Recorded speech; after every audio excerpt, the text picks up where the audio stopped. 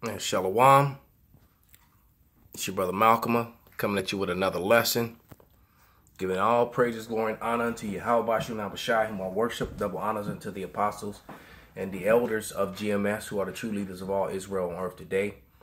And salutations to the Akim out there, the confusion of face Akim, my fellow laborers who are doing this work in truth and sincerity, risking their lives and their freedom to do so. To you I say Shalom.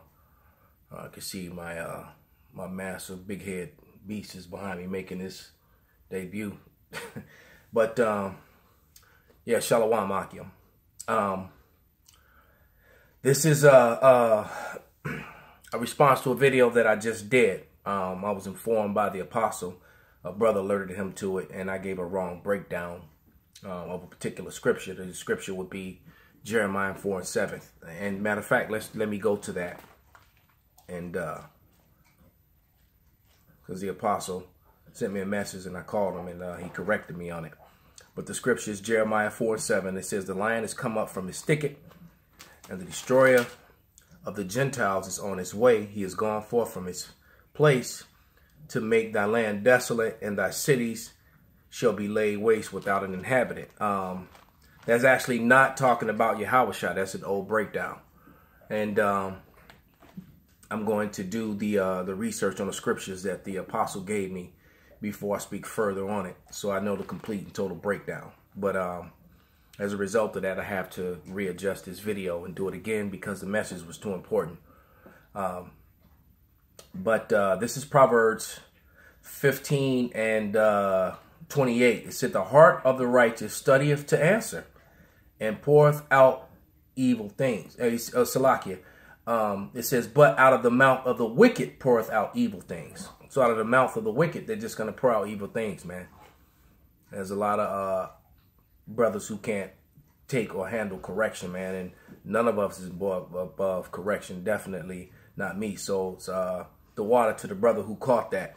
Brother, I appreciate you, whoever you are, for putting the apostle on me like that. And this is 2 Timothy 2:15. "Study to show thyself approved unto God, a workman that needeth not to be ashamed, rightly dividing the word of truth." All right. And that's what we're supposed to do, to rightly divide the word of truth, man. So that is what it is.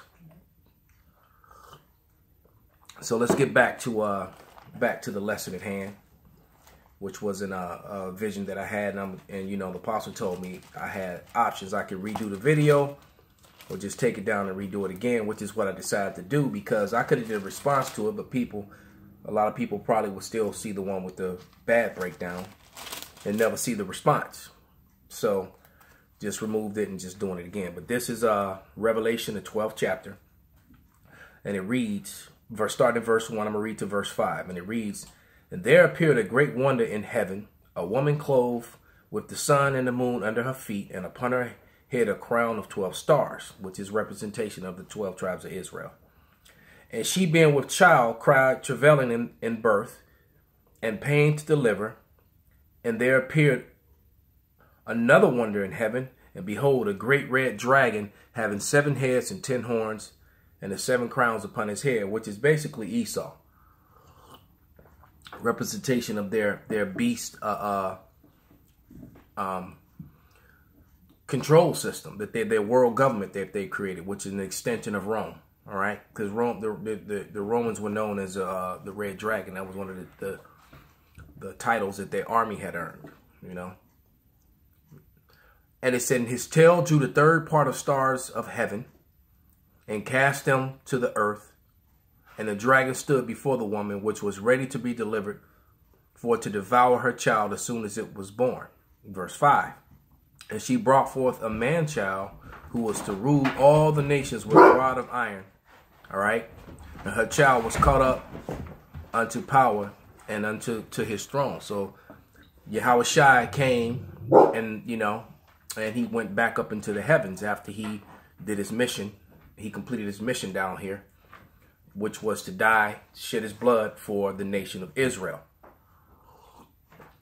Okay, I'm going to talk about a vision that I had, which was I had been having for quite a few days, and today I had the vision, and the vision actually finished. It completed.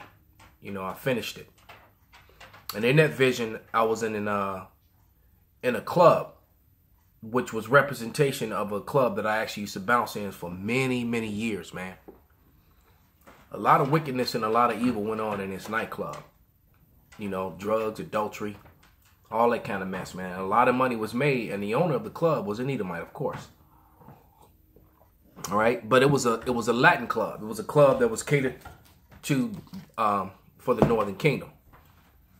All right, and that the club was voted, you know, #1 club in America, Latin club in America for many years. It won that title, I think, like 6 years in a row. You know, and the club operated in like 98, 99, all the way up until the mid 2000s before it finally shut down because of an incident that you know, I believe it was a Latin king. Somebody got shot out in front of it. You know, something happened. But this club was huge, man. It was a 4-story club. You know, you walked in when you would, and they used to have like a happy hour, which turned into salsa lessons, and then, you know, on the first level, and then you would either have a live band or a DJ. So, you know, around 10 o'clock, 10:30, the DJ would start setting up on that level, and the people would actually start coming into the club. The second floor, which used to be private offices and things like that, where the former owners would have orgies and do drugs and all kind of mess. Because I was actually used as a guard on the door. It's amazing, man, when you think where you come from, coming out of the world into this truth, man.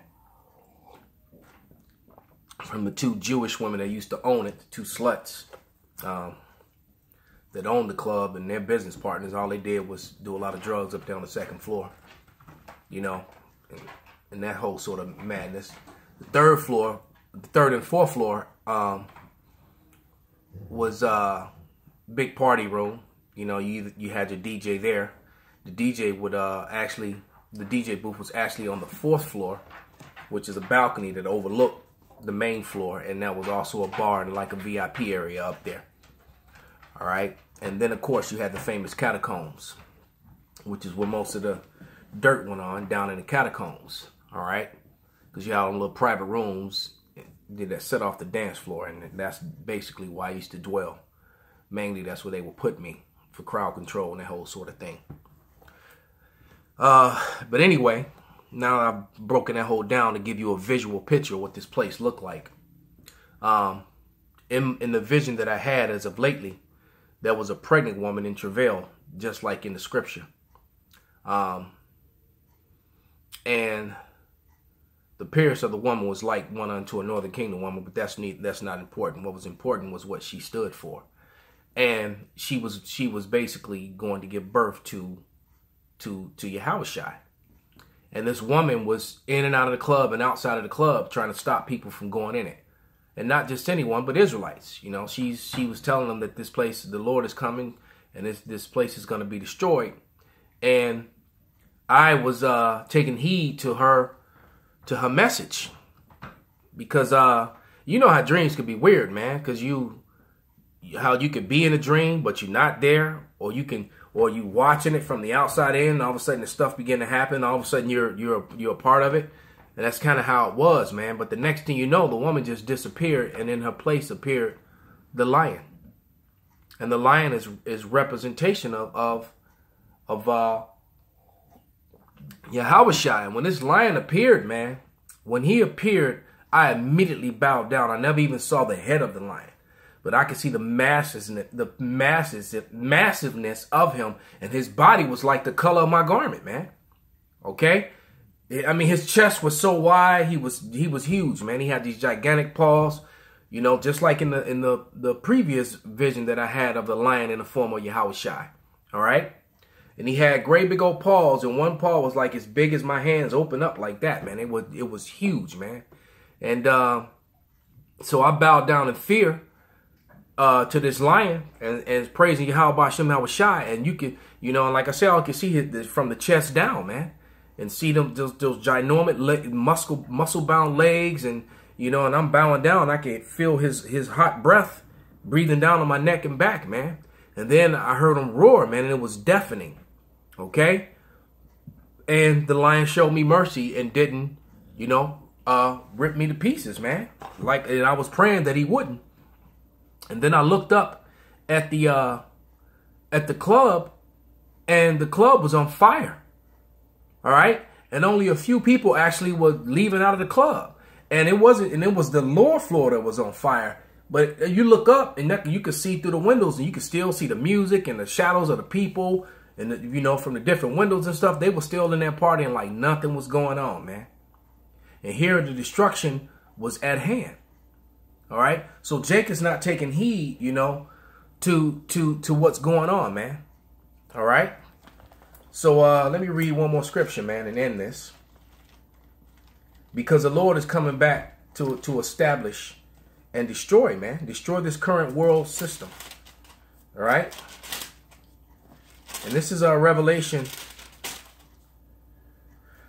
2:26.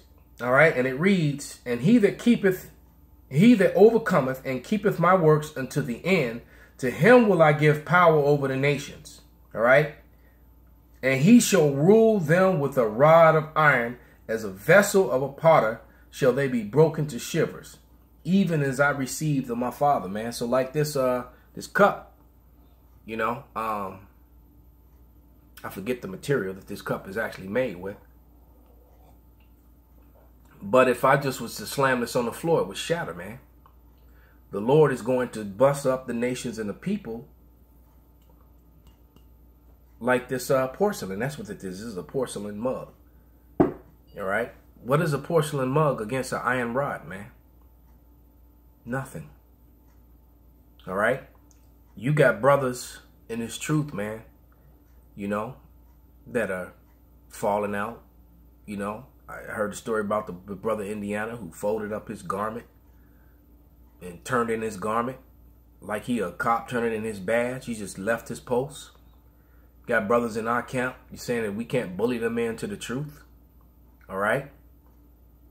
I was on the road yesterday and I saw a brother who was in our camp, you know, who fell out and went back into the world, man. I drove right by him and I looked over and saw him and just, you know, and just kind of kept it moving, man. I imagine he probably saw me too. Maybe he did, maybe he didn't. But nevertheless, the Lord's going to destroy him, man. That was a brother, Yar. Used to be in our camp, man. All right.